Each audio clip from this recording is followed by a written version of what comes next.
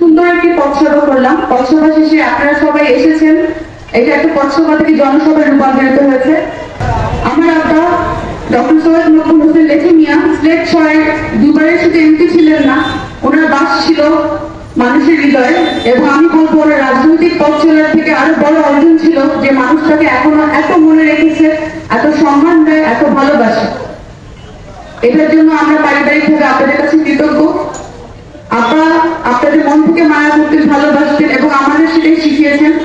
এবং আমি আবার আব্বার শুধুমাত্র রাজনৈতিক উত্তরাধিকার হতে চাই না, আমি চাই আপনাদের সাথে আমার আব্বার যে সম্পর্ক ছিল ওটা আমার সাথেও থাকুক, সেই সম্পর্কের ভালোবাসার উত্তরাধিকার হতে চাই।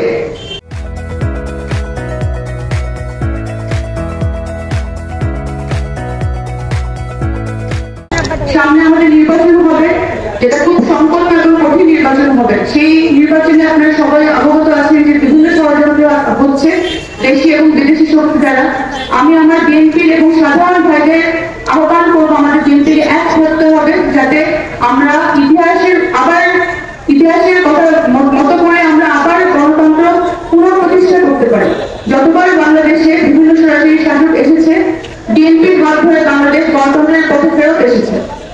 এবং বিএনপির যে শাসনামল ছিল সবসময় সৎ এবং জনগণের পক্ষে ছিল। বিএনপির রাজনীতি জনগণের পক্ষে, আমি সেই আদর্শে বিশ্বাস করি। আমার আব্বা আপনাদের পক্ষে রাজনীতি করতেন এবং ওনার রাজনীতি একটাই দর্শন ছিল, জনগণের উন্নয়ন। আমার আব্বা রাজনীতির ক্ষমতায় বিশ্বাস করতেন না, আমার আব্বা বিশ্বাস করতেন রাজনীতি হবে জনগণের জন্য।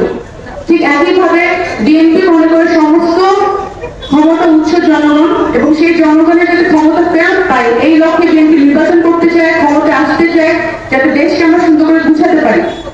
আজকে আমরা পথসভার সময় আমাদের হাতে একটি কার্যক্রম হিসাবে একটি